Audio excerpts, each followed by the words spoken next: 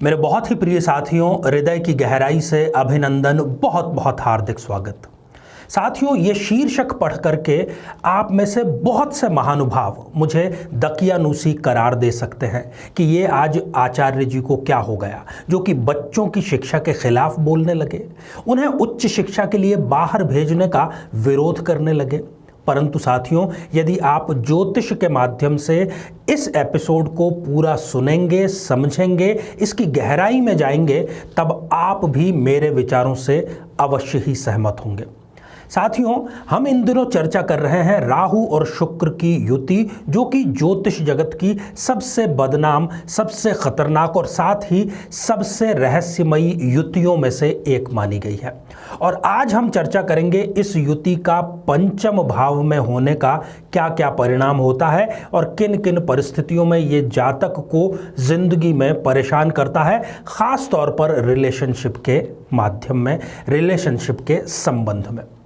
साथियों, इस पर चर्चा करें इससे पहले एक बेहद ज़रूरी सूचना कि हम हमारे प्रत्येक एपिसोड के अंत में किसी न किसी जातक के प्रश्न का उत्तर देते हैं और ये प्रश्न प्राप्त होते हैं हमें आप लोगों के ही द्वारा YouTube कमेंट के माध्यम से।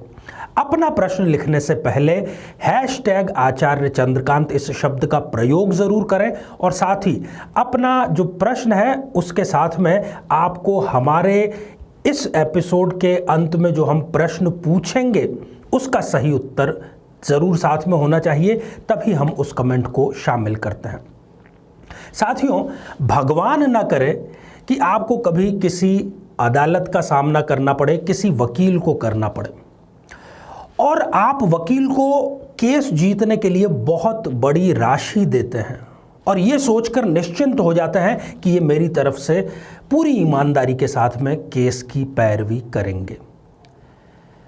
और कभी यदि आपको ऐसा पता चले कि वो दुश्मन से आपके जाकर के मिल गए हैं, अपोजिट पार्टी से मिल गए हैं, फीस आपसे ले रहे हैं आपको हरवाने के लिए, आपका उद्देश्य पूरा नहीं हो रहा, यदि ऐसा है तो क्या ये सही स्थिति है? बिल्कुल भी सही स्थिति ये नहीं है। मैं ये केवल उदाहरण देने के लिए बतला रहा हूँ। किसी भी वकील भाई को किसी प्रकार से मेरी इस बात से चोट पहुँची है तो उसके लिए मैं क्षमा प्रार्थी हूँ। साथियों, माता पिता अपनी पाई पाई जोड़ करके, अपनी हैसियत से आगे बढ़ करके अपने बच्चों को जिस शहर में वो रह रहे होते हैं उससे बड़े शहर में भेजते हैं। अगर उनकी पॉकेट अलाउ करती है तो और भी बड़ी राशि वो इकट्ठा करके, कर्ज लेकर के, भूमि भवन कुछ बेच करके विदेश तक में भेजते हैं बच्चों को, ताकि वो उच्च शिक्षा ग्रहण कर सकें। अब यदि शिक्षा ग्रहण करने के दौरान, यहाँ आप ज़रूर इस बात को सुनिए, मैं शिक्षा प्राप्त करके, नौकरी प्राप्त करके उसके बाद की बात नहीं कर रहा, मैं बात कर रहा हूँ शिक्षा प्राप्त करने के दौरान। यदि शिक्षा प्राप्त करने के दौरान ही उनका बच्चा या बच्ची किसी गलत संगत में पड़ जाता है और पढ़ाई से विमुख हो जाता है और पढ़ाई को तो वो तिलांजलि दे देता है और गलत रास्ते पर निकल जाता है, अब क्या बीतेगी ऐसे माता पिता पर? आप स्वयं इस बात का अंदाज़ा लगा सकते हैं।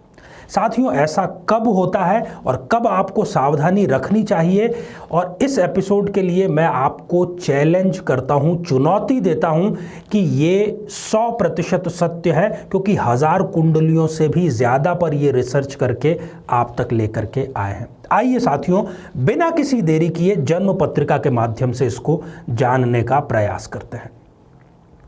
साथियों, पंचम भाव जो कि शिक्षा का, विद्या प्राप्ति का भाव है, साथ ही पंचम भाव प्रेम प्रसंग का भी भाव है। यदि इस भाव में राहु और शुक्र की युति है और साथ ही शनि या मंगल जैसे किसी क्रूर या पापी ग्रह की इस पर पूर्ण दृष्टि पड़ रही है, वो पूर्ण दृष्टि कब पड़ेगी?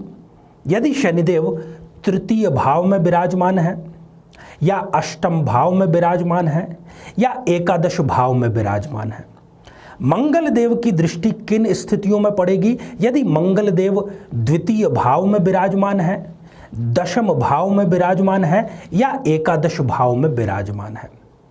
यदि ये दोनों परिस्थितियां एक साथ में है, राहु और शुक्र की युति का पंचम भाव में होना और उस पर शनि या मंगल में से किसी भी एक की दृष्टि होना, यदि ऐसा व्यक्ति उच्च शिक्षा के लिए अपने घर को छोड़ता है तो 100% संभावना इस बात की है कि वो पढ़ाई के दौरान ही किसी गलत संगत में पड़ जाए, जिससे उसका करियर तो बर्बाद होगा ही और साथ ही अति आत्मविश्वास के कारण उसका दाम्पत्य जीवन भी खराब होगा।